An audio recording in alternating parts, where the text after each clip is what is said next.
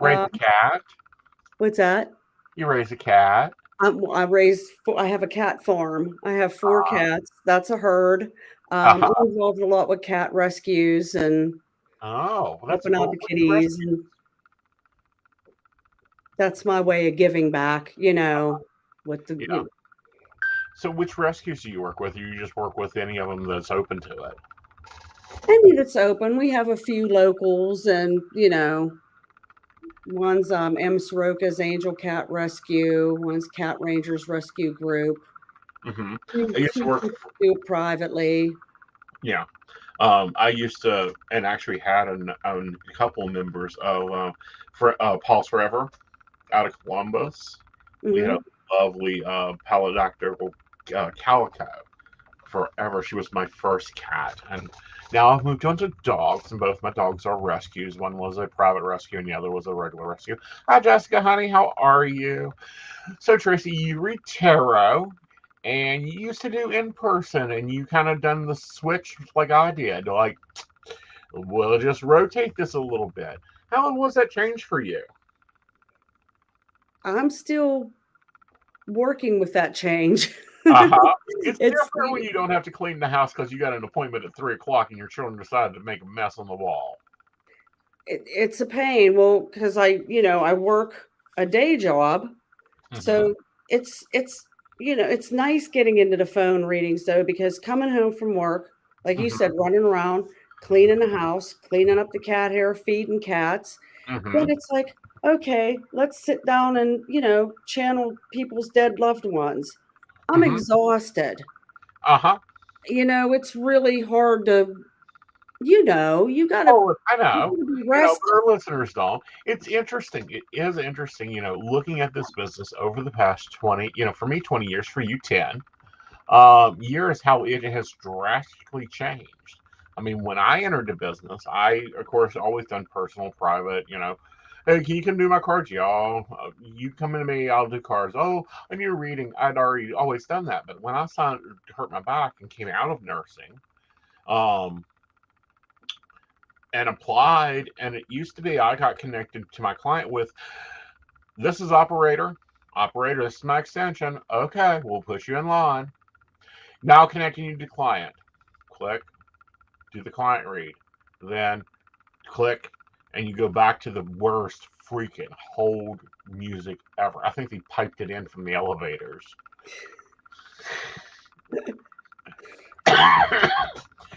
To now when it's like ring, ring, ring. We have a customer. Claris one. I mean, there's no human interaction with that. But how did COVID really rotate your business? Because I had to figure out how to do Yeah, this, yeah. and I'm not good at it, you You know. are good at it. You're innovative at it. Uh, I'm I'm not tech savvy at all, and I've been told, and it is true, my abilities kind of make fit equipment malfunction a lot. mhm. So I have a lot working against me, and Yeah. I I get through it, and I just, it's time to just get with the times, I guess. Well, it's time to modernize, and that happens a lot, and that's happening all around. I mean, we're seeing now reports, of course, from the Great Resignation, and it's still going on. You know, professions and people are going, no, I'm not going back to 9 to 5, Monday through Friday, in your concrete bunker for stuff I can do sitting at home in my dining room and actually know my child's name and what their face looks like. So, what's your thoughts on that? There's nothing wrong with that. It's a mixed, I got mixed thoughts on it. Okay. I mean, working at home works for most professions, Mm-hmm. ours for sure. Yeah. Some kind of office work, but then there is at the same time, like kids and school and stuff like that, you do need some human interaction. You You do. need to get out. It's healthy Right. to get out. Like, Right. I would still like to I'd like to, change my business over more to just phone readings, like how Yep. you do, but, like, I would still be open to do events and things like that Yeah. because I do enjoy that. I don't want to completely I get enjoy away from it. events. I enjoy going and doing one event. Go out Friday night or go out on a Saturday, do the event, and come home. Mm-hmm. I don't want to go out on Thursday, do an event, it's a 3 day event, so I'm there to Saturday, get in a car, drive to another city, do another event, get in a car, drive to another city, and do an event Sunday morning, and then head home like Tuesday afternoon to do it again. No, not all that. No, I'm not going back on the circuit because that's insane. Oh, No, Beth just prefers to do energetic work at a distance. Not having them physically there takes a whole element out of it, and she gets to focus on her energy. What's your thoughts on that? well, I learned the hard, like I said, I had to learn with COVID from doing in person to over the phone. Right. And my very first phone reading, I didn't know how it was going to go. Uh huh. I'm like, let's just see what happens. Right. Maybe this is going to suck. I don't know. Yeah. But It didn't. no, the energy, the messages, everything flowed and resonated just the same. Mm-hmm. And I was, but convincing some people is hard. I It hard. still have a few clients that insist on being in person. Yeah. And I have a few that Insist. insist on it. I have a few that comes in from out of state. They're like, "Oh, you're not traveling anymore?" No. Okay. I'll be coming through there, such and such. Can you make yourself available? Yeah. Sure. You're gonna pay double the price. Okay, not a problem. Yeah, Yeah, what do you do? and they do. I mean, because they enjoy the in person. When we'll call it the Planey hit. When Planey hit, um, I started doing video readings, a lot more video readings, and a lot of my in personers love the video readings because it's the same interaction. They can see my face, they can see my expressions. Um, I don't look at their faces most times. Of course, I didn't look at their faces when they were standing right in front of me. It's like, okay, let's see what the cards say. And, because a lot of times, and my grandmother did this, like she done readings, she was paid. And I love hearing people fuss about how much they're paid to do readings. She was paid 3 cents a word, and the word had to be at least 4 letters. So the and a didn't count. She raised Wow. she raised her whole family on that. And Page she, after page, or just typing out the readings, typing out the readings. oh, she typed them. Yeah, they're Oh, cool. the old. I can literally still hear in my head. You know, the song when "Working 9 to 5" comes on, you hear that nail click going Mm-hmm. on, and it sounds like a typewriter. It does sound like those old typewriters, especially when because she had long nails like I. Her nails were probably a good bit more than me. Um, but you could hear it at the late night click, click, click, click, click, click, click, click, click, and it flying. She'd do probably 50 readings that way a week. Wow. First I ever heard of a typewriter reading. Mm-hmm. There used to be an ad in the back of the Enquirer,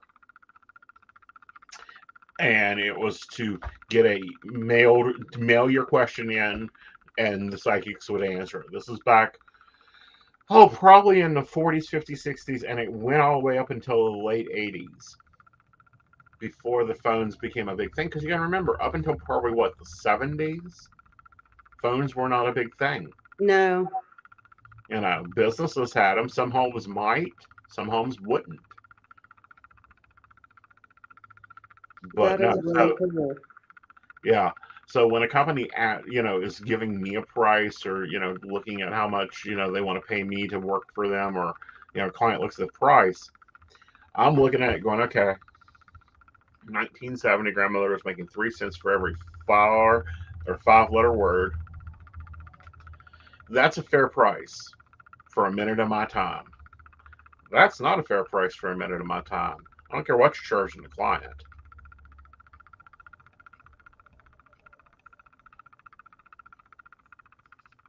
Typing, typing's a lot too. I mean, Yeah. that's time consuming. Yeah, especially when you don't have correction tape. Yeah. Yeah.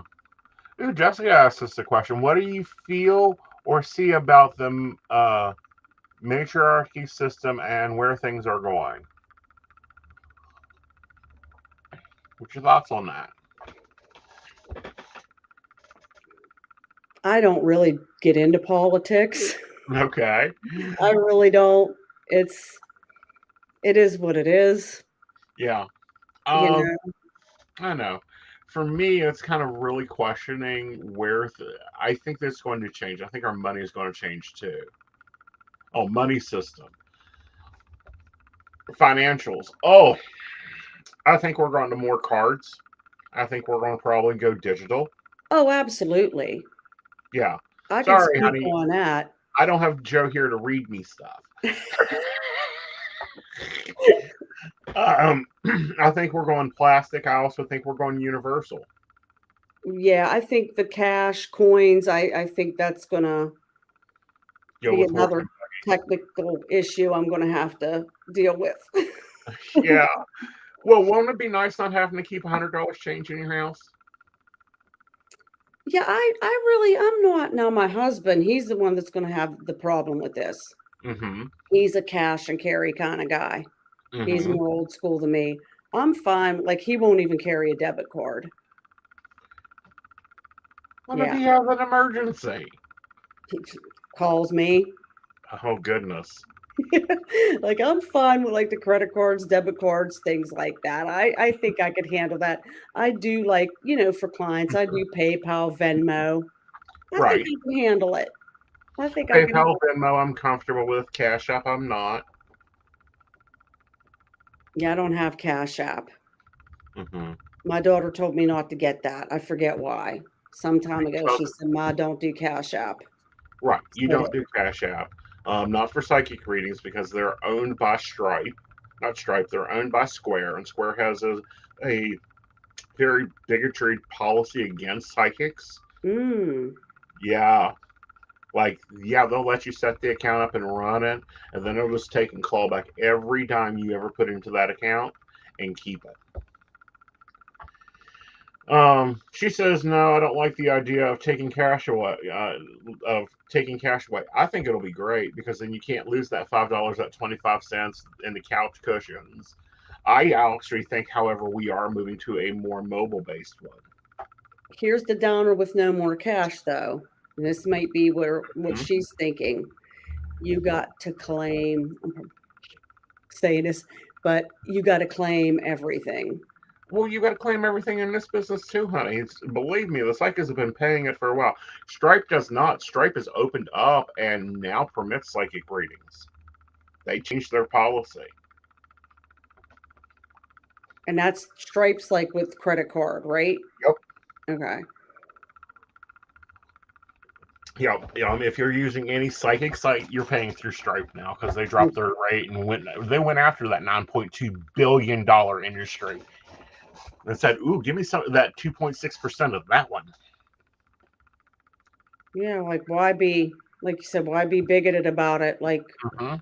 there is money to be made here. We're the real There is. deal. Let All right. us let us do our thing. Well, not only that, but do your thing.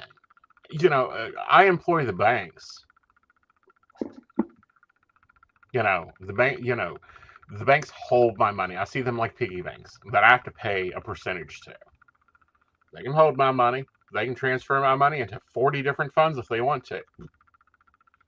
I'm happy to accept the EU. I'm accept, whatever the payment flow is, because I have clients all around the world.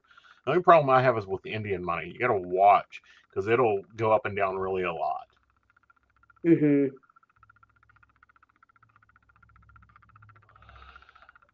I did just back on. I was just thinking I started messing around with Zoom for readings too. Mm-hmm. And Love my Zen callers. I had a reading yesterday. She was from South Africa, Uh huh. and that we did PayPal, and that it Uh-huh. transferred over. The Right. money. It worked out well. I was curious Yeah. because I never that was my first international. Mm-hmm. So Yeah, and they'll come along and they'll build up. And we were, one day I was looking at it, and a client asked me, "How many clients do you have? How many continents do you have?" And I'm like, 7. There's 7 continents, and I've got one on every one of them because I had a scientist that was going on the retreat. And I'm like, "Yep, I have clients on 7 continents." So you'll get there. It's all about growing and learning and, figuring out just what works for your energy, what works for your energy flow. What's been your hardest reading so far? Oh, I don't want to say telling people bad news. I mean, that doesn't bother me. I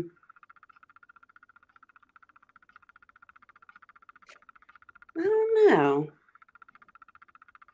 The Jerry Springer clients, as you would call them, they're fun.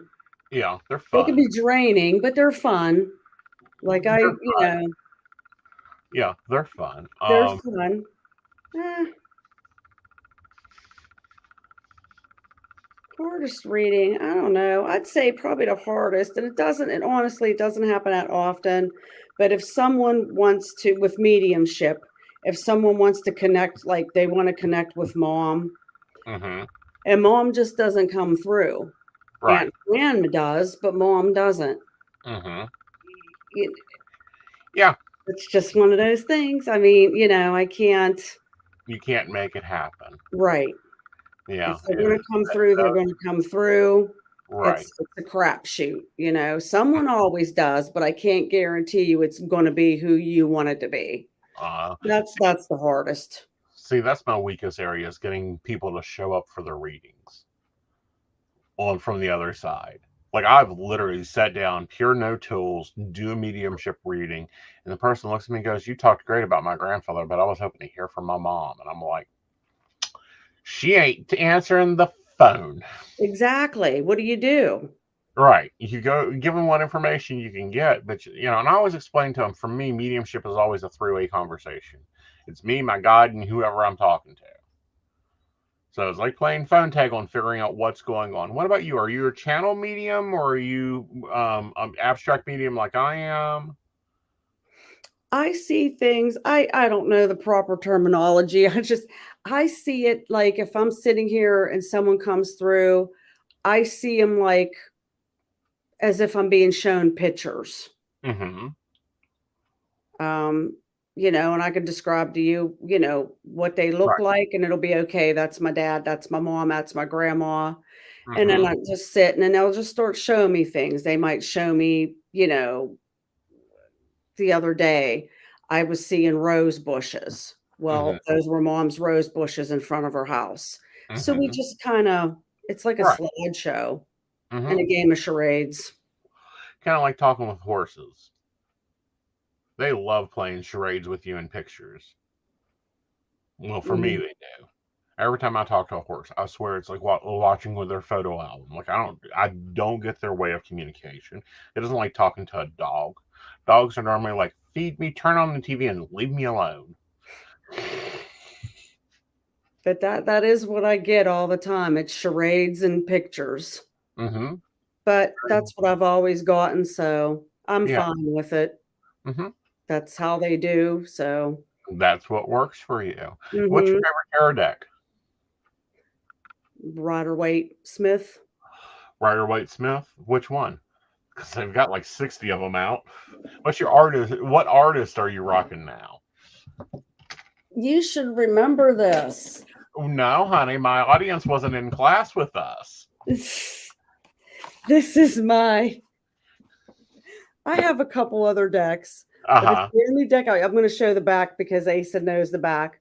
Uh It's the huh. only deck I use. It's the deck I've had since I was 14 years old, and I don't know what I'm gonna do when it falls apart. You're going to go to Spencer's and buy another one just like it? Yeah. Okay, like we all did. Yep. Believe me. Either that or your closest metaphysical store, and if you're in more 45 miles out of Morgantown, you're going to have to run over to Earth Magic and hope Mo's ordered some lately. In Morgantown, Earth Magic, I love that store. I love that store. That woman is so sweet. I go there often. My one daughter, she's a student at WVU, Ah, So I okay. get down there a lot, and we always make it a point to get to Earth Magic. So Yeah. I do love that place, but Yeah.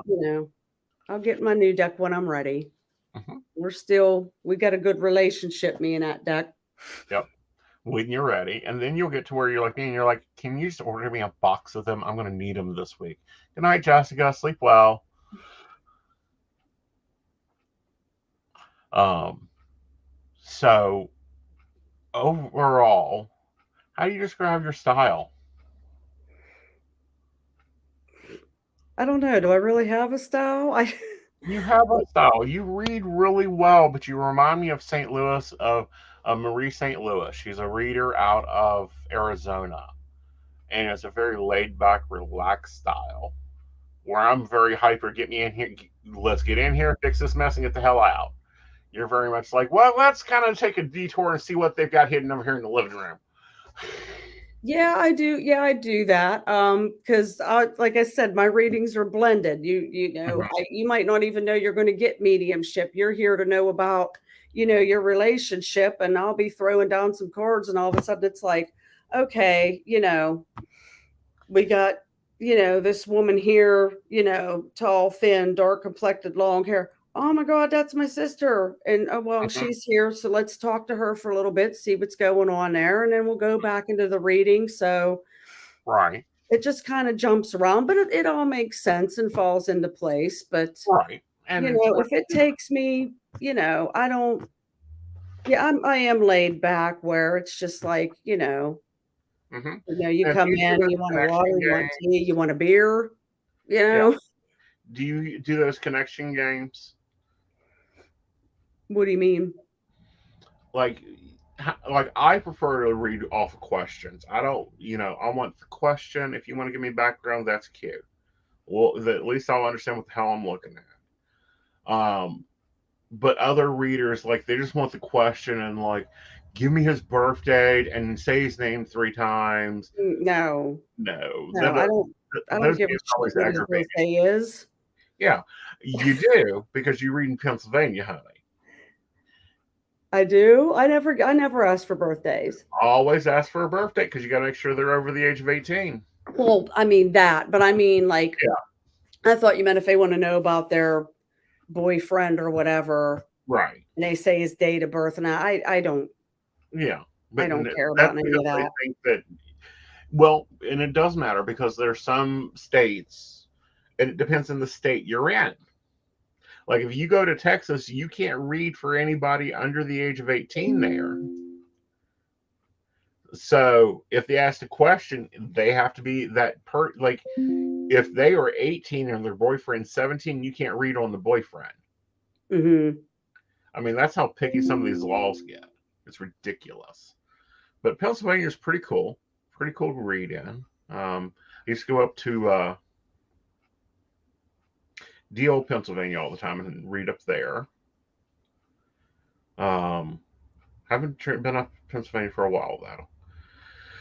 So how do people get a reading from you? You can go to my Facebook page. It's T and Tarot. And if you just do at Tracy, Traci, Tarot, Tarot, you can message me on there. Hmm. And, we'll set up an appointment time and we can either chat on the phone or Zoom or, Hmm. Facebook yep, Facebook Messenger chat. yep, Yeah, Facebook Messenger. yeah. But yeah, Um, just shoot me a message and make an appointment. cool. Very cool. You got any events you're going to be doing? Because people Yeah. are starting to go out and do those. I actually have an event Sunday. It is the Mystic Psychic Fair. It's in uh, E- West Elizabeth. That's near Pittsburgh, Hmm. Pennsylvania. Yeah, that's a long-standing one. Hmm. Yeah, that'll be a busy one. Take your water because Yes. you're going to need it. Drink If you're water going all there day. all day, line them Never up, eat knock till them I'm down. done. Are you Huh? able to eat are you able to eat? I can never eat till I'm like completely finished doing Nope, readings. nope. After my show, after my music goes on in the car, I'm done eating. I just want coffee. I want a triple shot mocha. delivered to my table about every 2 hours.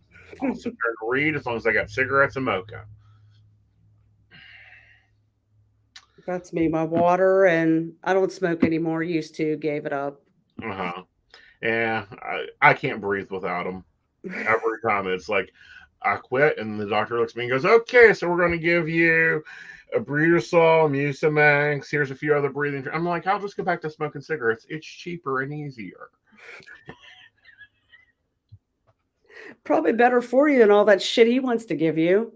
Right, because and I've talked with this before, but I'm part of the generation that actually got prescribed cigarettes. Yeah, cigarettes weren't. Well, I'm probably in that same generation. I remember when Yeah, cigarettes were under $1, you could dig change out of your couch cushion, go down the store, get a pack of cigarettes. They didn't care how old you were. no, no, they didn't care how old you were. I can remember. Well, my I started smoking at 3, so my parents kept cigarettes for me. But I can remember paying 89 cents a pack Hmm. for cigarettes. What's your thoughts on inflation right now? Do you think we're going to ever see gas at 2.69 a gallon? No, No. no. I think it'll go down from the Mm, 4 something that it's at, but I don't know if we're going to see it under $3 yeah. anymore. Psychically, I'm getting no. Yeah.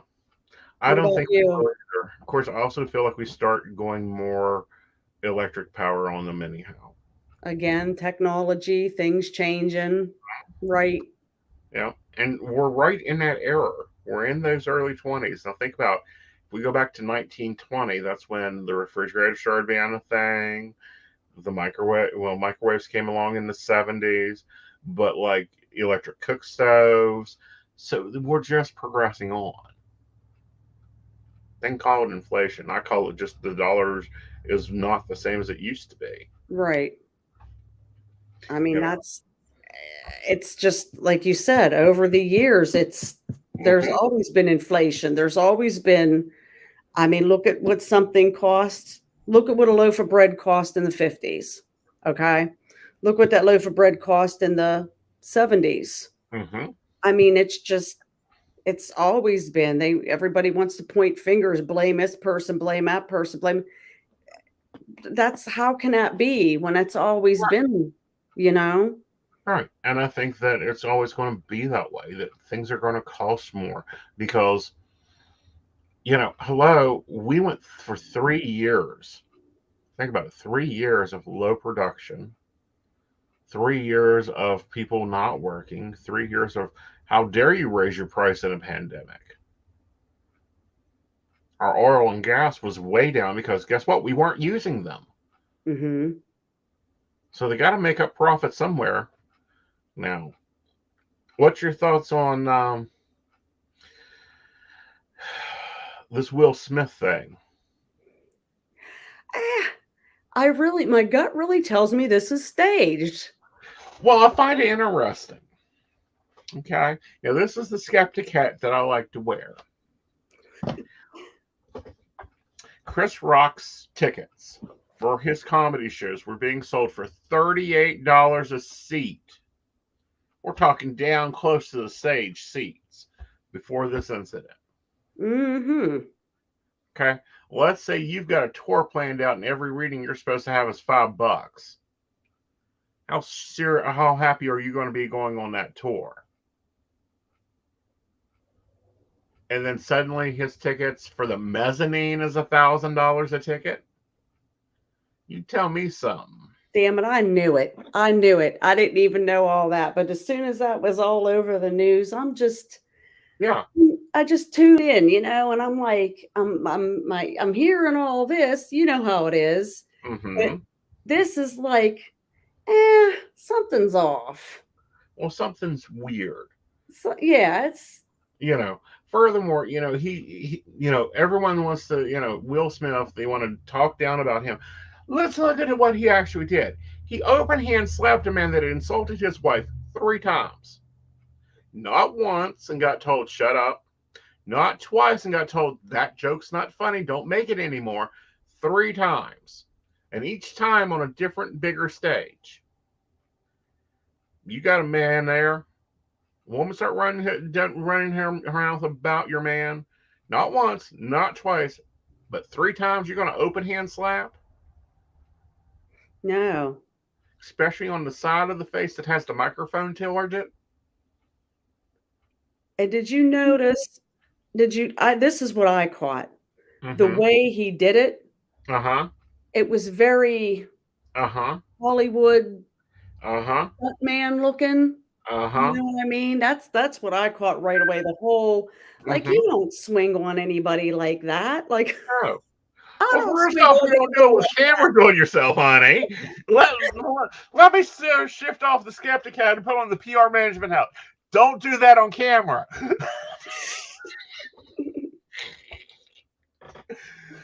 But furthermore, I'm looking at Will Smith, and and now they're going to work together, bringing back French, working on a project together. Huh? Wait, what? Yeah, it's rumored they're trying to work together on a project. I knew that too. Before Uh-huh. I knew that, I had made a comment to a friend of mine because she asked me, just like, what do you think the very next day? She said, what do you think on that? Picked a psychic's brain. I said, I Mm-hmm. think it was staged. She was Uh-huh. like, oh, I don't know. He's sticking up for his woman, blah, blah, blah. I said, I wouldn't be surprised if they get a movie coming out pretty soon. I said that sarcastically, Mm-hmm. but now you said that, that's like, okay, like, I Okay. know shit when I don't know shit, okay. Welcome to the Psychic Land, honey. Yes, you can put the title back on your head and start owning it. But yeah, I just was kind of being a smart ass, but Uh-huh. yeah, Yeah, I mean, I'm questioning if it's not for PR for both of them. Because I this was a believe it. very boring Oscar season. Did you notice? Well, not only that, the Oscars, their ratings have been in the tank for some time. Yeah, very. So believe me, they want this too. Oh, yeah. They can They're sit the there ones and putting go, fuck the shit up. yeah. Well, no, I think Will Smith did because he's a genius when it comes to PR. Yeah. I mean, come on. Let's see what he's done with, I don't know, Vivian Fox's career. Like, he gave birth back to that Mm-hmm. just by his, creation and working with her and stuff. Because otherwise she'd done been retired Right. or running a talk show. What's your thoughts on this Wendy Williams situation? Do we get our Wendy Williams back or not? I'm not fine. You got to ask me what's going on with Wendy Williams. Okay. She was on, Wendy she Williams had a talk show. I know that. talk show, yes, and then she had some health complications. Yeah. Yeah. Is she trying to make a comeback? I think she's going to come back with another show. Like, I think she wanted out from Denmark Mercury.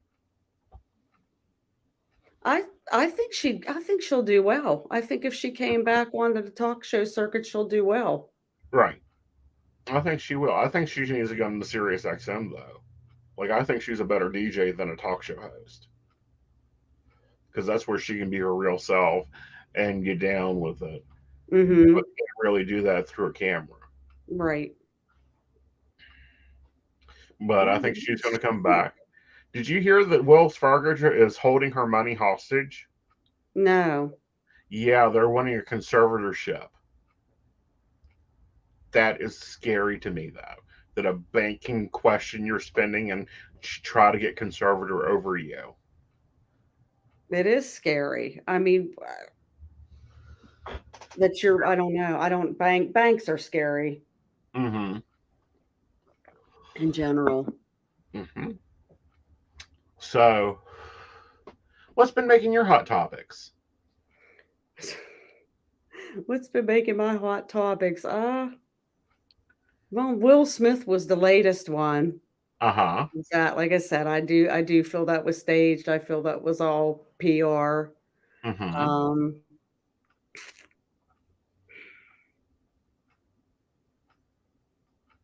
I don't know. I can't, off the top of my head, I can't think of anything that's. Did you hear about the Kim Kardashian statement about women in business?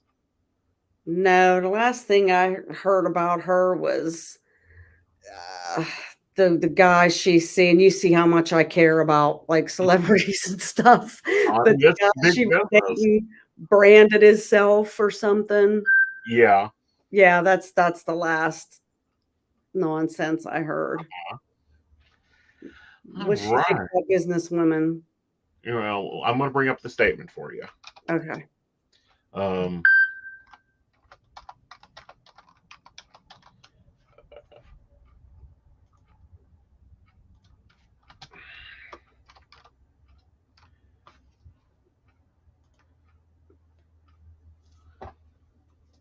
um,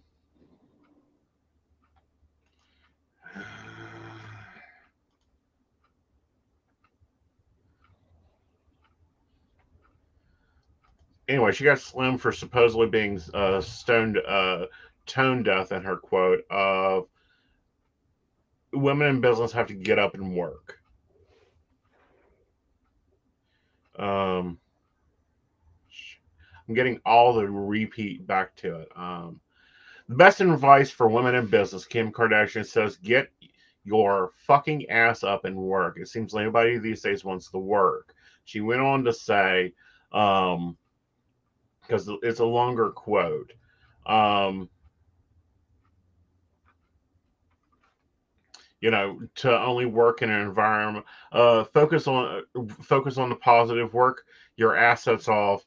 Um, if that's what you think, then we don't need that energy. Meaning, don't be in a negative environment. Don't work in a negative environment. Well, no shit.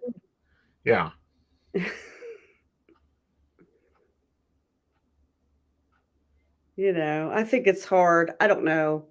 As regular people, I think it's hard to hear it from Kim about get off your ass and work. yeah. But if we look at what she does, a lot of people don't see what she does as work. Social media posts, all this other stuff. But as content creators, we know how much work it is. It is. It is. I mean, now I'm getting there, but it Yeah. is a lot. It is a lot. Like even just managing the my Facebook page, going into, getting your daily card pull up, Hmm. getting some kind of interaction going in the evening so you keep that Hmm. algorithm, whatever. It is. And she's Yeah. probably got a whole lot more going on than Right. Because what I she's got do. brand deals and 14 other companies. And it is hard to find people that want to get out there and go, yeah, it's 70 hours a week, but yeah, I'm bringing in $350 an hour, you know, because of this brand deal or that or this other. I don't take it as negative. I think it's talking to somebody that, like, yeah, you can have a business. Yeah, it takes a lot of work when you own your own business. No one's going to push out your social media post but you. No one can do your single card pull for the day but you. Right. And if you miss a day, they'll notice it. It'll hurt you Hmm. business wise. No, I don't think it's anything I don't take any offense in, like, what she Hmm. said or anything. Like I said, I could kinda see just because it's coming from her and people kinda doing the eye roll or whatever. I Right. get that, but, I mean, Yeah, I but we get understand the what eye she's roll saying. too. What's You up? know, we get the eye roll too when we Oh, say, yeah. like, people want to start paying real close attention to Twitter and what's going on over there. People need to be paying attention to what's going on in the market in general. Even though we as psychics can't talk about the stock market. Thank you, FCC. What do you think of the regulations we're under? Ah, I think it's better than it has been. I think we're getting there slowly but surely. Hmm. I mean, It's at least just now we can put a sign out in the front yard. right. I mean, It's from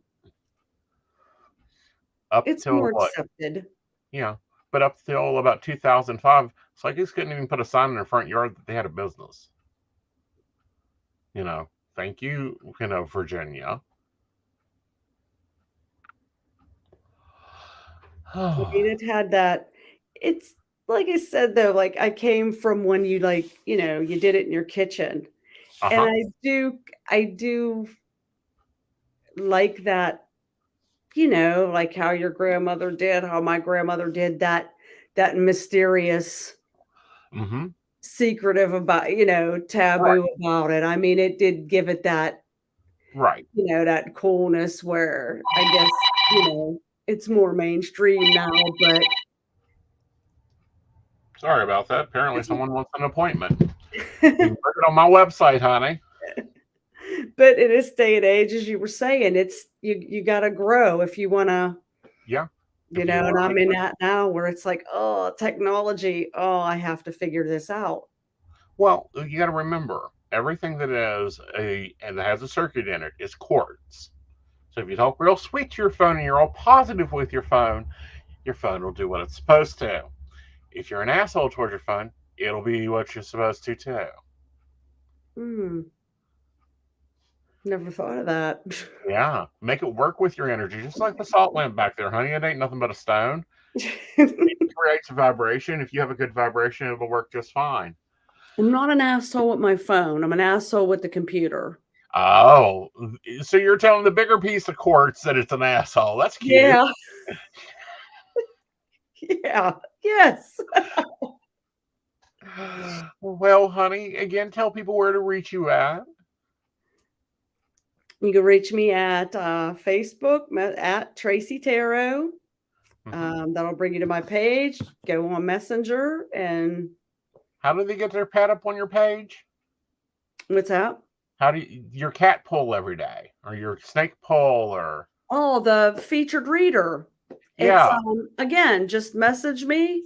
What featured reader is, let's back up a minute. I do a daily card pull every morning. If Hmm. you send me a picture of your pet, it can be a cat, dog, bird, snake, chicken, cow. I've seen them all. Send me a picture of your pet, their name, and then I kind of keep like a schedule, kind of Hmm. a file with the pictures. And when your pet gets pulled, when I come to that picture, that daily card pull, that morning card pull is like customized to you. So Oh, I'll tag you in it so your pet's been featured and you get to see everybody gets to see your cute pet and you get your daily card pull awesome. Okay, just honey, for coming on the page and checking it out and looking at everybody's cute pets. that's a cute idea. That is a very cute idea. Uh, Well, honey, thank you for joining us tonight, and we're going to take a sip and bring in Techy Joe. all right.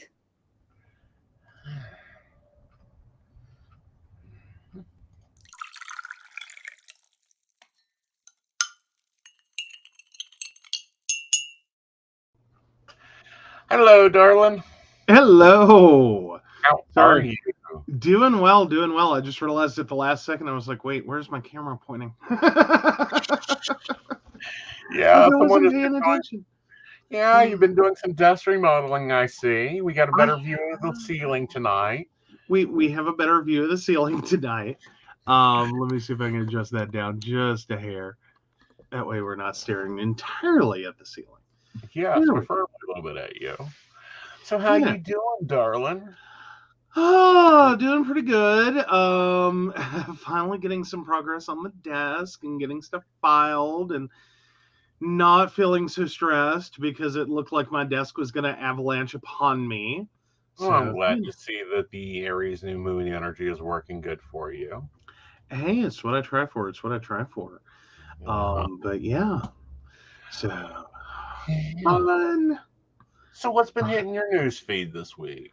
Oh my goodness. So I actually have stuff up over here. I didn't even get a chance to send them in our group messenger. That's okay. I can hot take. Oh yeah. So yeah, this one I think you'll enjoy. Let me send it over to you real quick. I think you'll enjoy this one. It's a fun one. It's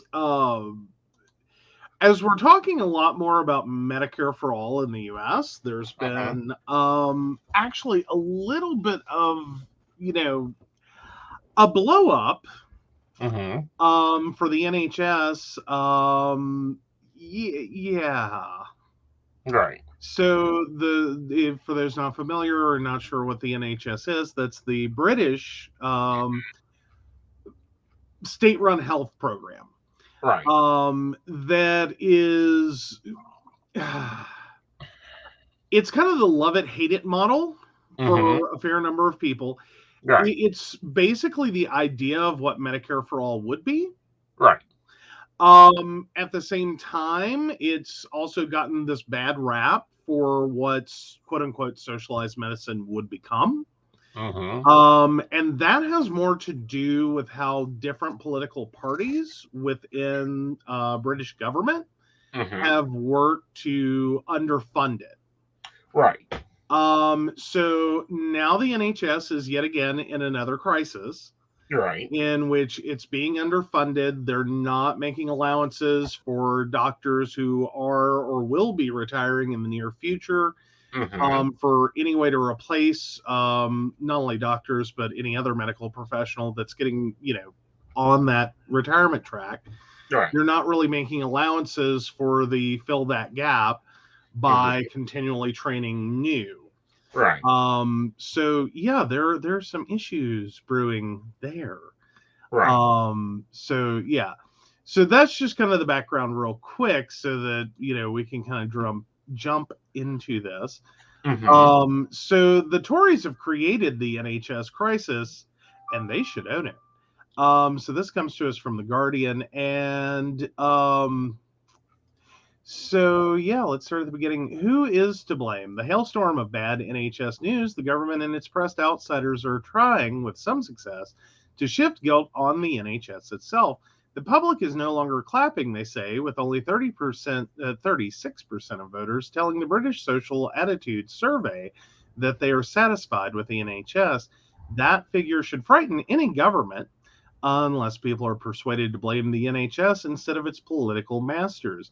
Look at the groundswell of right-wing commentary blaming lazy GPs and overpaid bureaucrats, with articles headlined "The Public Have Lost Faith in Our NHS Religion," Daily Telegraph, and "Are We Falling Out of Love with the NHS?" from The Spectre. Will the strategy of shifting the blame work?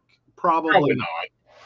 Probably not. And here's the thing. The NHS is probably one of the best medical systems around in the world. Like, they're on top of crap before they're on top of crap. They have good cycling for doctors, good cycling for medicine. Problem is their doctors are getting old. Guess what? Basically. We're seeing this around the world. We have a aging baby boomer population, which is also retirement. We do have that. But now this article points out the last time public approval fell so low was in 1997. When Tony Blair's 24 Hours to Save the NHS helped turf out a Tory government after years of underfunding. In the BSA survey, the top 3 reasons for dissatisfaction given were long waits, NHS staff shortages, and inadequate government funding. So basically, British voters already know what the problem is. Right. And it's the same problem you hear from them often. Yeah, it's not the quality of care. It's not that they want to go have private insurance and deal with this crap. Because they have the option. Yeah.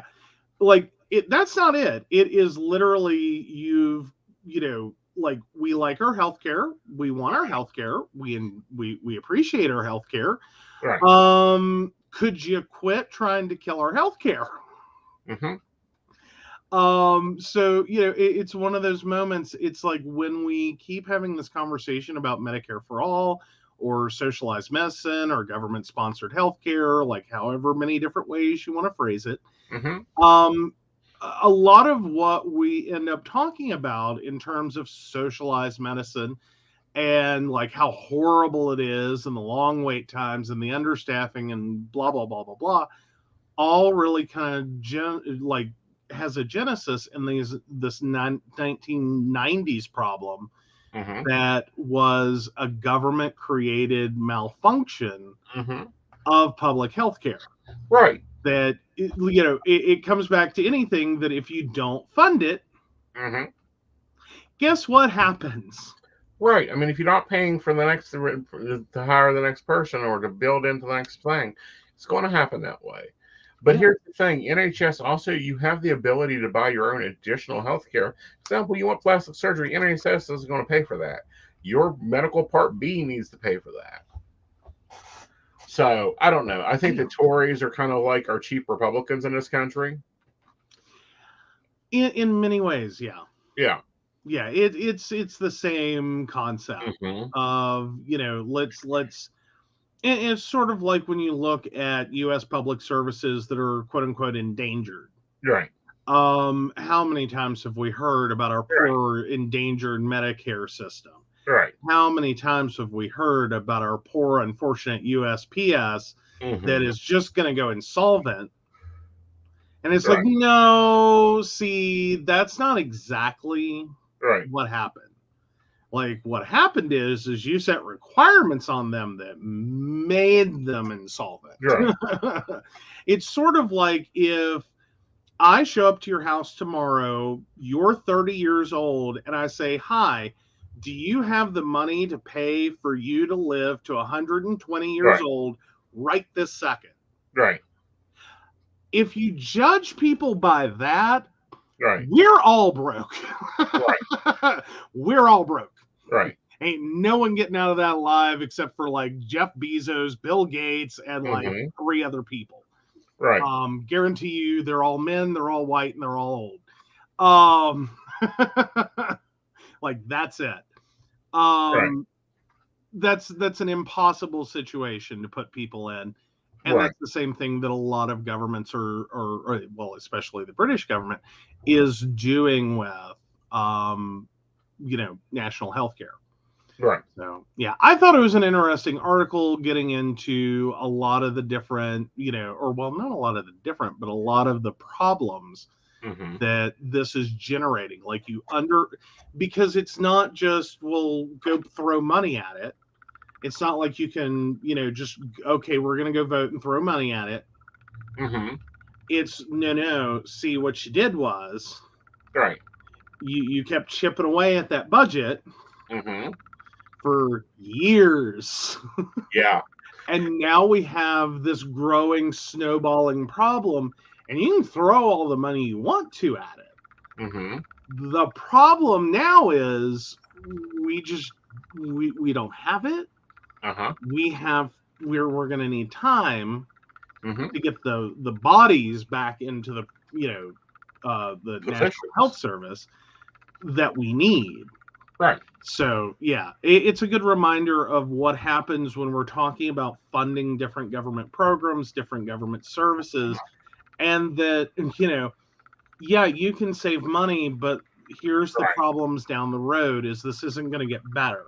Right. Like, you saved a fraction of, a few dollars. It was a win. It was a political win. It looked like you were good, fiscally responsible people. Right. But now it's going to cost you so much more. Right. Penny wise, pound foolish. Right. But, But we see that with our, like, this is like just across the pond.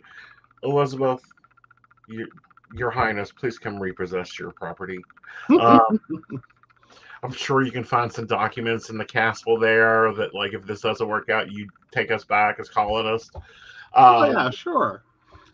Because we see this with the Social Security system, we see this with the Medicare system here. Mhm. Like, the U.S. wrote the book on this. The Tollys are just picking up the last couple chapters. Basically. Yeah. Well, and it's also interesting because we are currently debating Medicare for all. And one of our favorite little people in Congress. Which one? Katie Porter. Oh. And I do mean favorite. Like, we really love her. She's awesome. Like, she's there with it. Like, her brain is there. Right. Like, thank you for getting it. Right. But she had some interesting words regarding Medicare for all. And she was focused on administrative costing. Right. I'm trying to find a non-video version of that real quick. Yeah, she calls it's death by 200 billion paper cuts. Mm-hmm. So, and I'm looking, oh, that's still not it. Oh, yeah. So I'm just finding that in video. Come on. Well, and that's a lot of news quotes. Oh, there we go. There we go. So yeah. Oh, come on. Where is it? No, continue without supporting. I'm sorry. Crooks and liars. I can't support you right now. Okay, so I'm not going to be able to find this real quick. Oh, well. So yeah, but anyway, if you go find that video, that's so worth watching right now. Because she really breaks it down into how much waste we have in our current privatized healthcare system and what that's doing to us. Like, we're spending more than any other country per person on healthcare just to get told no. Right. No, we're not going to pay for your surgery. No, we're not going to get you that testing. No, we're not going to cover that prescription. No, we don't care about this, that, and 5 other things. No. Right. That's what we're doing, and we're spending so much money to do it when we could have a system that works, provides health care, and doesn't just sit there and keep telling you no while charging you money to tell you that. Right. Not to mention the amount of provider time wasted playing Mother May I games with insurance companies. Right. All because of this giant system of no. Right. It's ridiculous. It's insanity. It's insanity the amount of money we spend. It's like they, again, Republicans blocked the bill to reduce the cost of insulin. Oh, yeah. Yeah. Oh, yeah. Well, and we've been through this. And I don't know anyone that hasn't. My flipping neck surgery.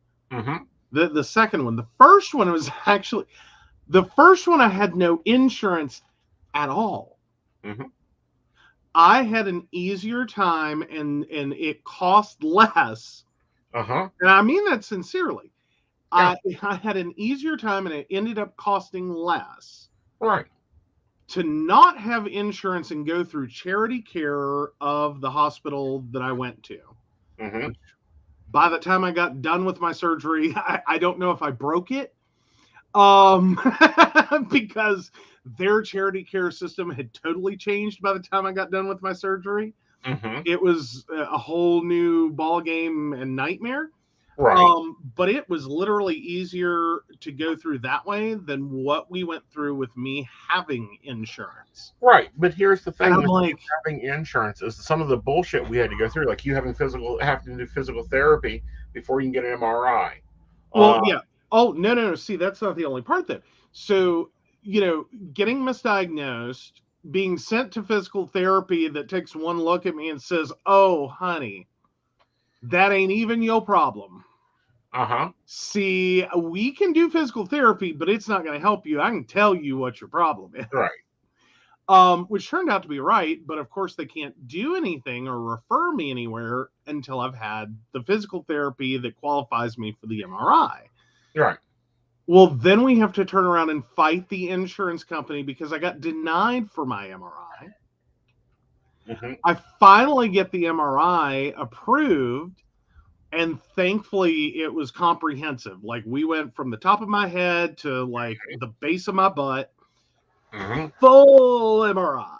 Like, I spent a long time in that machine being dissected, and I mean that sincerely. It just sits there and goes all the way through your body. Yep. It took a while. So go through all that, finally get into, get the referral and into because of course it comes back and it's like, yeah, your back's fucked. Please proceed directly to spine care. Right. And so we get over there, and then it was just this long, convoluted process of just trying to get through their hoops and what the hospital needed and trying to schedule surgery and then get the surgery. And then all the repeat visits and all the x-rays. just for me to be in that office for like 20 minutes. Yeah. Like I'm driving 3.5 hours one direction Right. to see a doctor and come back. I'm there for 20 minutes. Right. Well, but the other thing with this, and the thing that got me the most and aggravated me the worst, is the doctor that done your surgery then goes and put in charge and has the insurance buy an expensive piece of equipment for you to wear 2 days. Well, yeah, I was supposed to be wearing it much longer, but unfortunately that didn't work.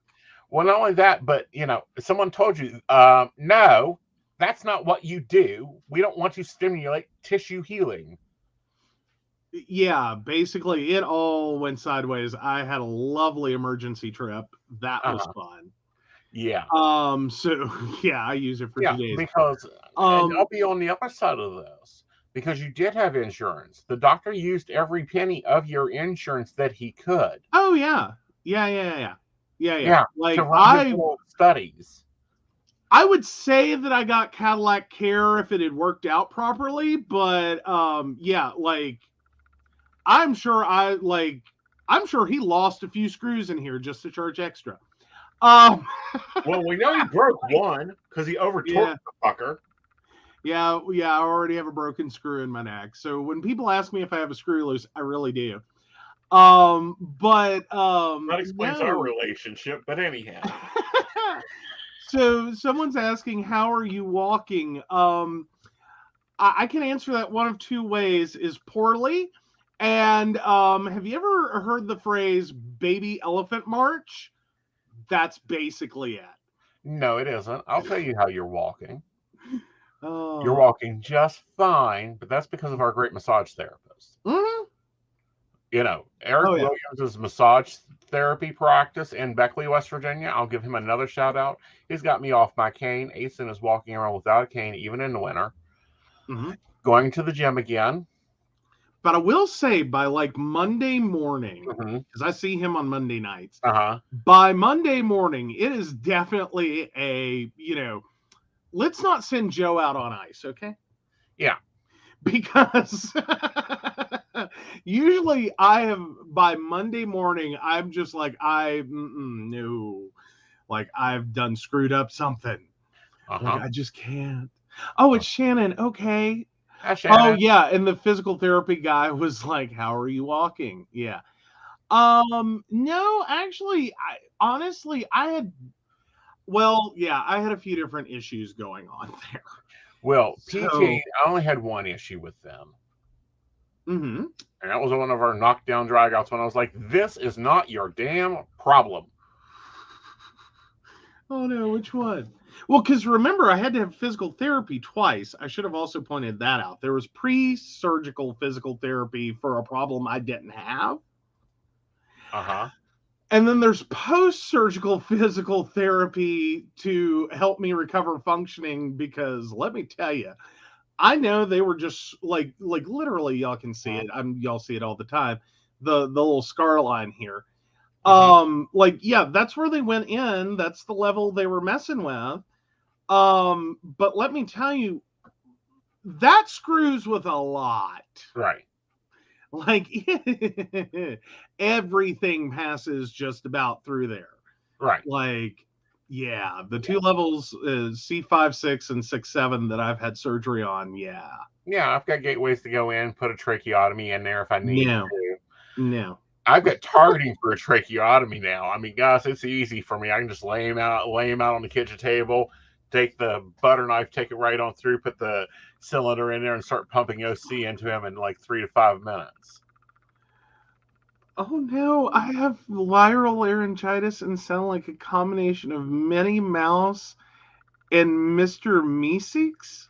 Oh, Shannon, sorry you have laryngitis. You can come talk to us, though. Oh no. No, that's horrible. But yeah, no. I've only had laryngitis once, and it was the worst. The only time I've had laryngitis is when I worked myself into a damn tizzy. And I couldn't talk. And that was the most annoying time. I never could figure out what caused mine. I mean, it had to be viral, but I'm just sitting there like, I had no clue. It came out of nowhere. Mm-hmm. Like, I just woke up one morning and I'm like, like Mm-hmm. nothing. But speaking of like voice problems, that was one thing. And I don't think, did we ever go back and see if from the Blog Talk episodes we could catch that difference? Mm-mm. Because like they flat out told me that pretty sure they damaged one of my vocal cords because it's not pretty what they have to do. And any of y'all eating, you may want to take a moment and just put that fork down for a second because you won't enjoy this. It is not pretty what they do when they go in here. Like they make some really beautiful, like graphic, Mm-hmm. and I mean that like as in like cartoony versions of what they do when they open your neck up for an interior cervical discectomy infusion. So basically, they cut this little tiny incision, Mm-hmm. and ladies, you're more familiar, but they shove a speculum in there and rip you open, Uh-huh. shove everything out of the way, Uh-huh. and not gently. There's no gentle in this. It's just like, because this is where your trach, your vocal cords, your voice box, all of it is, and they just cram that over to one side. Mm-hmm. Like it's violent. Right. Like the pain from that is horrible. Mm-hmm. But yeah, like I don't know how he knew or if it was just because when I woke up, like, but I've noticed it myself. Like there's some issues with my voice. I would be mad, but it kind of knocked me down, like, a couple of notes. You started getting a little bit more baritone. I'll give you that one. Yeah, well, I've got a little gravel and a little more baritone in there. So I'm Right. like, okay, I'm fine. Yeah. Like, I'm not going to be mad. Oh, I'm mad. I'm mad because he's Dr. English does not get a 1-star review from me. He gets a no-star review. He puts you on some vibrator to stimulate your spinal fusion. I'm like, he doesn't need that. He didn't need it last time. Yeah. Well, I was kind of disappointed. Like, my first surgery was nothing. Mm-hmm. Like, I don't know if that doctor was easier, gentler, nicer, had a better, different technique that worked well for me. Like, I don't want to necessarily, like, totally throw off on this physician. I really don't. I I don't. will. Well, but He's an here's the thing. asshole. Well, okay, yeah, he has no bedside manner. That's why we call him Dr. Anal Leakage. He sounds like the end of every flipping like prescription commercial where it's like, by the way, we're legally obligated to tell you that this medication may cause the following. Mm-hmm. That's his personality in its entirety. Like there's like Right. he had one nice day. But That's after he wasn't able to perform surgery for a few weeks and got told, no, you're unimportant. yeah, the panini helped. Basically, he got told you're not God's gift to medicine. Mm-hmm. You're actually useless in this situation, so you just get a snow day. No, it's more like you can go change bedpans. Mm-hmm. But anyway, I didn't like him. I would not have. I did not like him. Literally, there are very few doctors I won't go to you for. That one, I'm like, can I stay home? This is going to be an argument. Yeah. But no, like I will say that like my first surgery was way easier. I was recovered way faster. Mm-hmm. Like it looked nasty, but that one healed better. Yes. But no, in general, like the whole thing was a lot easier. That second surgery just knocked me down. Mm-hmm. That's because Like you got a practice from like 1932. But so but what else no, is on our news feed?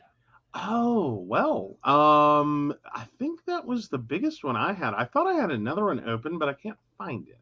Did you have an eye? You're an asshole. I don't. Oh, goodness. Do you have one? Let me go and review the ones I've commented on. Oh, well, there you go. Oh, Oh goodness. Well, let me see. Let's race. Who can find one the fastest? I already have one here. Okay, well there you go. You win. You're a winner. Incoming. Alrighty. I'm doing the back and forth. There we go. Because I never know where it's coming to. It's always a guess. Am I the asshole for keeping all the money from mine and my wife's baby shower?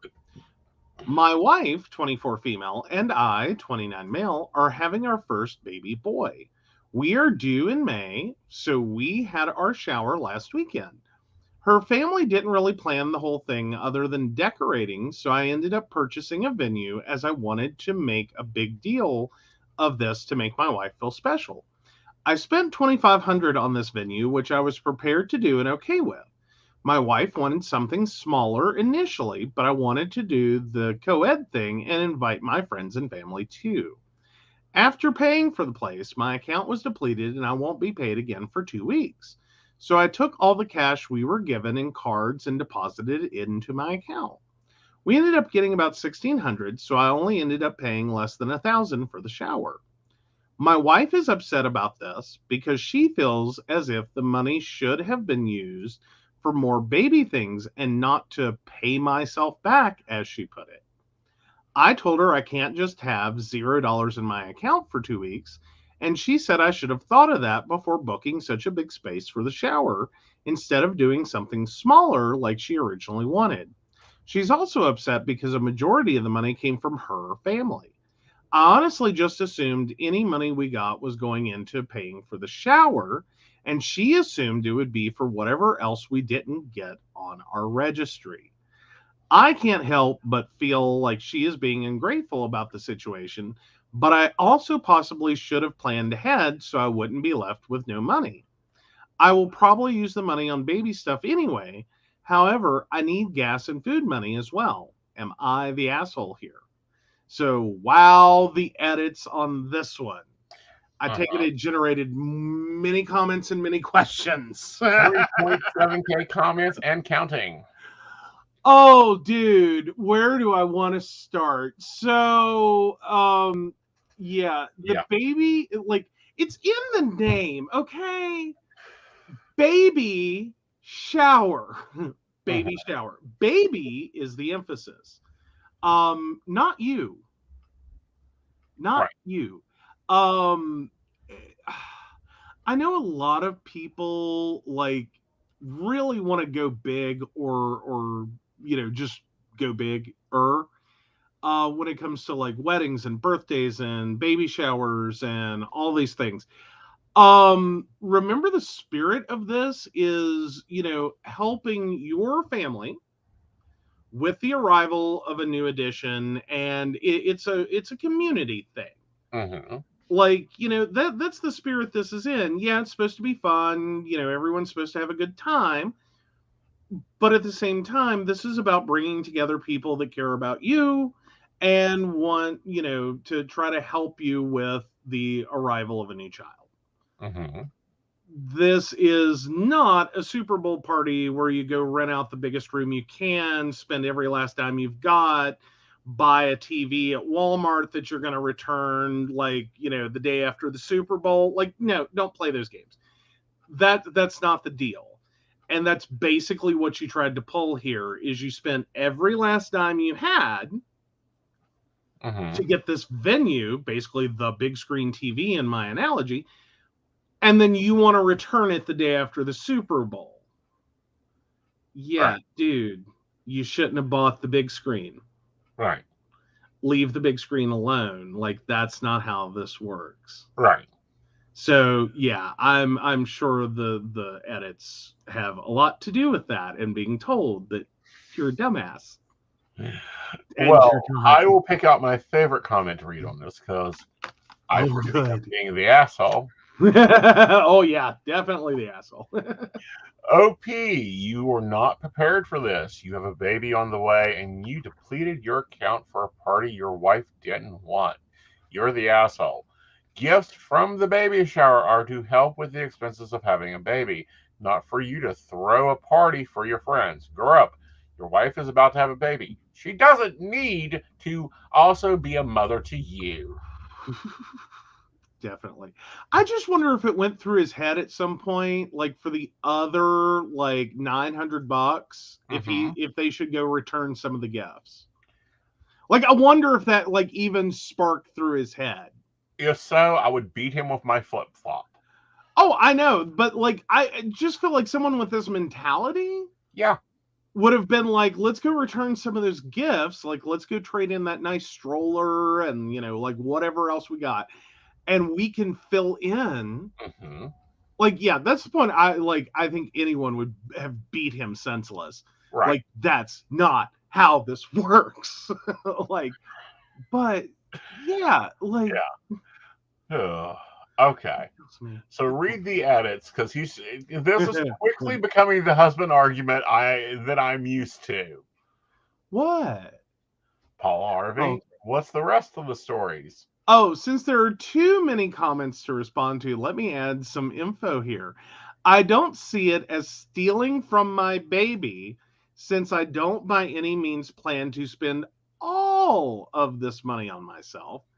I'm most likely going to be the one paying for everything the baby needs, and also am going to be helping my wife with her medical bills. My wife has money saved since her maternity leave is unpaid, so it's not like I'm just leaving her high and dry. She has money, and I don't expect her to use it on baby things. I thought I would get more money from taxes, so I did think I'd be able to afford it. Baby boy will get what he needs one way or another. But thank you all for your perspectives. It opened my eyes. My flip flop would have been better. That's edit one. So edit two. We got a lot of stuff for our shower, not just money. We have most of the essentials and all the big expensive things. The fact we had so many people is why we got so much stuff. We had about 110 people and definitely got more than what I spent for the venue. It paid off. A lot of these comments are assuming we only got money, and it's not true at all. Also, the shower was beautiful and my wife had a good time, so it paid off in that way too. She's just mad now that I'm keeping the little money we got, but if we had a smaller shower, we wouldn't have gotten all the items we did. Still getting a flip flop. But it's still, like she pointed out already, most of this came from her family. Mm-hmm. So, like, follow the bouncy ball, dude. Yeah. Like, unless you're saying that most of the money came from her family and they didn't buy any gifts, Mm-hmm. I'm pretty sure most of her family would probably have still been there, regardless of if you had it, in the coat closet of the Denny's on the interstate, 16 miles back in the woods. Mm-hmm. Like, follow the bouncy ball. You really didn't get more. Like, you did, but not like that much more. Right. But okay, so final edit. These responses gave me a lot to think about. I made a rash and impulsive decision because I wanted everyone to see that I could provide for my family. Dumbass. And all I did was prove to myself and my wife that I have a lot of learning to do. My decision to have a lavish shower was based on insecurity more than anything, and I was wrong for that. My wife did eventually agree to have the bigger shower because she wanted me to have a say, since this is my baby too, but asked if I was sure I could cover the cost multiple times. I said yes. Repeatedly, I reassured her that I could do this. I truly did assume that money given at baby showers was to pay for the shower, like how people pay for the plates at a wedding. or for whatever we as a couple needed. I didn't even think about the fact that the money is for the baby and didn't consider putting it in a savings for him, but I like that idea. I've never been to a baby shower, so I didn't know any better. Those of you who said I should suffer the next couple of weeks are right. I will give the money to my wife and let her decide what should be done with it. Thank you all for your responses. So he told you he needed a flip flop. Oh, God. Like, don't you think you would have at least asked some questions if you've never been to a baby shower and like Hold still, hold still. This is straight men. We have to decode straight men. like I still think he just heard baby shower when it's like Super Bowl party. What's the difference? Oh my goodness. There is a site called Babyless. It's a plan. It says how to plan a baby shower, your ultimate checklist. Mm-hmm. Does it say spend all the money, for the venue? No. Reimburse your husband for being a dumbass? No. Really? Those aren't on the list? I don't think it's a legit site. Nope, No. but he's behind on sending those thank you cards. Oh, yeah. Oh, yeah. I'm sure he is. That's because he can't afford stamps. Setting a budget. He can't afford stamps. He should hand deliver them. Oh, my God. Anyhow, so my advice to OP is you take that money out of your next check and you dump it over to your Charles Schwab, your Merrill Lynch, your stock portfolio person, anyhow. Because even with moderate investment at a 10% return per year, you might be able to pay for the college if you don't blow it on his Sweet 16 party. I think this all gets better of just endorse your check over to your wife and walk away. Let her take your allowance and go play. While your wife, who gets it, just handles the money and keeps y'all out of broke. Yeah. Because I cannot even imagine, I think I would be too stressed knowing there is a baby on the way. Like, we're at the point we're having a baby shower to even think about going to the bank and being like, yes, I would like to drain every last dime in my account. And then go chunk it on a venue. Like, I'd be like, this is a very bad life choice right there. But he promised his wife, and if I know any venues, because I don't know, I've dealt with a few, they want half down and half the day of the party. Oh, yeah. Well, I mean, venues will kill you. Like, they really will. They're a nightmare. Well, because half down is $1,000. Oh, that ain't that bad to straight dude. The additional $1,500. Oh my God, that's my whole check to straight dude. Yeah. Well, but no, we dealt with that a lot with UNCG Pride because we had the most screwed up, convoluted lack of access to our approved student money. Because we had to go through budget allocations, get that, etc. But it would literally get to a point we couldn't get access to that money in enough time to secure a venue. Right. So we kept losing venues. And basically the only thing we could ever do is you had to write a personal check and then submit it for reimbursement. And then wait 2 months. We hated the person who we dealt with at that point. Because we're poor college students. What the hell are we supposed to do? You want us to cough up $900? I'm sorry. I don't know. Do you have a poll? How am I supposed to come up with $900 as a college student? I'm eating ramen, not by choice. Okay. Right. This is a financial strategy over here. Right.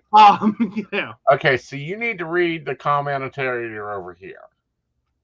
Like there is like three good posts here. Okay. So where do you want me to start? They have Google for that shit, stupid.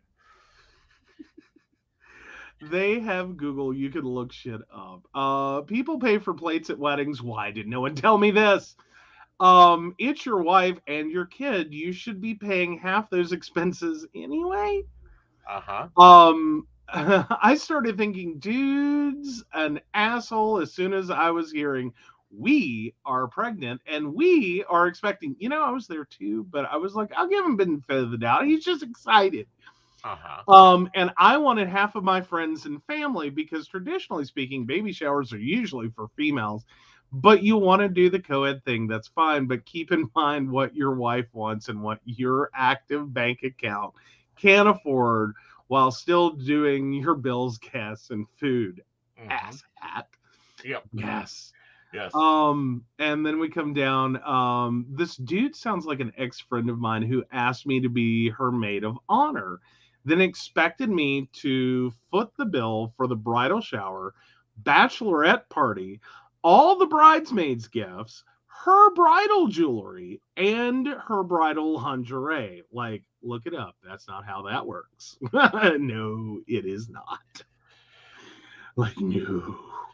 Like, I think the most, like, maybe on a maid of honor, you might expect, like, the bachelorette party, but that better mean that there's no crazy hair diet, like 12 like dress changes, 14 pairs of shoes, like that kind of crap. Right. Like, no, otherwise, no. And Right. even that. Bridal jewelry and bridal lingerie is actually bought by the groom. Let's fix that one. The groom buys the wife's jewelry for the day and her lingerie for the honeymoon. Yeah. But I could see the bachelorette party. I could see that one maybe. Yeah, and never the bridesmaid's dress. No, the people throwing the wedding pay for those. God. Well, No. yeah, but that's like the new thing though, is shifting all that shit over to the bridesmaids themselves, of buying, yet another dress that's too hideous to wear anywhere else ever again. Well, I think those same things should be rented. I mean, there's only so many colors of mustard yellow out there. Well, exactly. But yeah, so there's that. And can I just point out, she's carrying the baby. She worked up to some point, if she's got money saved for maternity leave, to pay whatever bill she knew she was helping with. And he couldn't afford a large bash for a baby shower. He assured her he could pay for, along with his bills. I hope she takes over all the household finances, because he's shown he can't be trusted with that shit. Or party planning. Well, no, apparently he can host a damn good party. Just don't give him the receipts. No, he cannot. If he cannot afford to pay for the party planning, he cannot afford the party.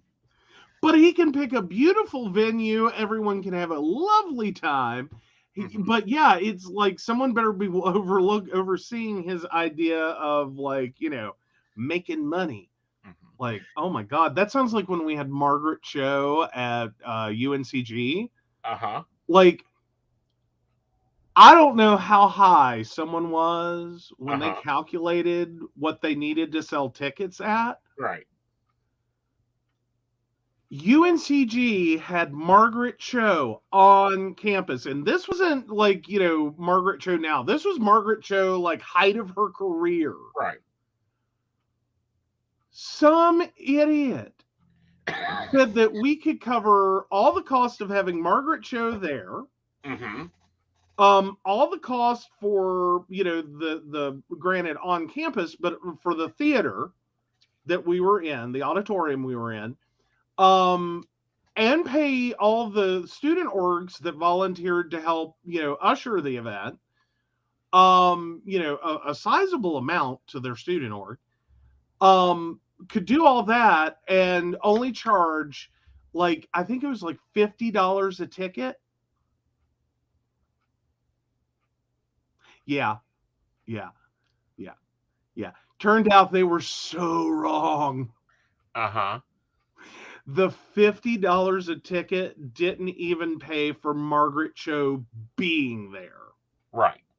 Like, we sold out. Of course, We it's Margaret sold Cho. Well, yeah, we sold out Aycock Auditorium, which is not that big, but still, we sold out Aycock Auditorium. And the university lost money. There's no, that's just poor contracting. Okay, we have to clear up something before it becomes the thing. Oh, yeah. If you will notice, there are 2 TikToks posted. For our worried fans out there, no, we are not fighting. We are joking with each other. Oh, yeah. We're joking. We're good. Yeah. As you see, he is not tied up and stuck in the kitchen. No, I'm not tied up and stuck in the kitchen. And, you know. More importantly, I survived after telling him what I did before I left out of the house earlier. More importantly, you survived coming back in the house. I know, right? But no. We were having fun. Mm-hmm. He made a smart aleck comment, and I just replied right on back and walked out the door. And then he made a TikTok out of it, and I made a smart-ass TikTok back out of it. Yes.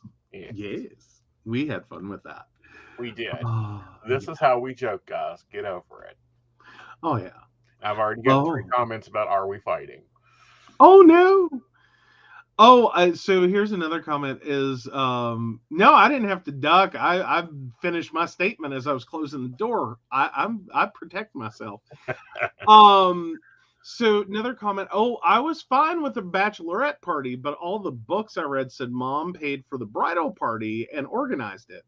Bride's lingerie and jewelry went with the dress costs, not out my limited paycheck. My grandma said she doesn't want a maid of honor. She wants a rich slave. Basically, that's what I read. Like, no, like, I'm sorry, there's maid of honor, and then there's like whatever that was. Like, I'm sorry, I don't even know that rich slave covers it. It's like, well, it's like the gentler side of a shotgun wedding. I don't know. Where it's like, here, take her, please. Well, no, a shotgun wedding is not that. I actually tracked that down thanks to YouTube. Apparently, that is part of the Somalian culture. It's to fire guns off, as they say, as the giving away of the bride and firing another shotgun off at the signing of the contract. Oh, see, but then there's the other version of that. The one I think people are more familiar with is basically in which you're forced to get married. Like, you done screwed around with daddy's little girl, and like daddy and her brothers came and tracked your ass down, and you better say yes. Like, your next words better be I do. So, yeah. But, yeah, no. Oh, yeah. So, Bridezilla Delusional. There you go. That's a great one. So my experience with that had me renting a Little Whitechapel, making my own cake, and renting a dress and tuxedo. No maids of honor and none of that. Hey, you know? Yeah. I love presiding over nice small weddings. When they got 14 groomsmen and 22 bridesmaids, I'm thinking they're going to carry them in on freaking shallots. Yeah, and then the next words you usually hear after that are like open bar, and it's like, oh hell, this is an episode of Jerry Springer. Like, there's no way this ends that does not end in a call to police. Like, well, depending on the wedding and where it's held at, honey, you've seen some of the venues I go to.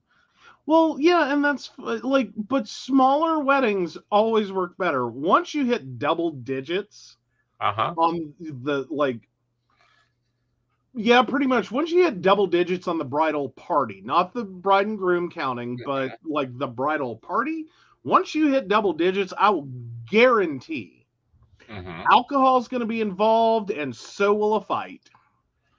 It never fails. As long as I get popcorn Too and many get to people. hold the house budget. Mm-hmm. All right. Yeah. Well, guys, we're going to wrap it up. It's been a really great night. We will be back Friday night with Mountain Bears with more hot topics, stories. Thanks, Tracy, for joining me tonight for a cup of coffee and some shop talk. Hope you guys enjoyed that. Be sure to go check out Tracy Terror on Facebook. And we will see you again next week. Hey, All you right. got a banner to run. I know you got a banner to run and you got names to read, Vanna. Then you got to So, get of course, we back want to to. your ropes. I know. So we want to thank Beverly Walker, Mika G, Kathy, Mary Winfield, Brenda Bryant, Ashley Guest, Shannon C, Shannon D, the ever wonderful Lady Gwendolyn, Charles Shaw, and Dottie the Psychic. If you'd like to learn more about us, the show, or how you too can become one of our wonderful baristas by supporting the show through Patreon, please visit us at PCSPnetwork.com. Yes. All right, guys. You have a wonderful night. Bye.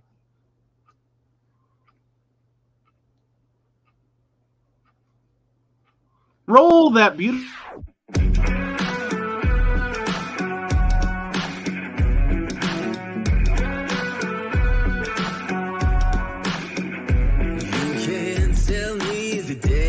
Stacked. You can whisper behind my back. You can show me how the odds are up against me all day long. But I've been through the fire and come out alive, and there's no more fear in my eyes. Oh, now I'm rising, and you can't bring me down. You can't stop me now.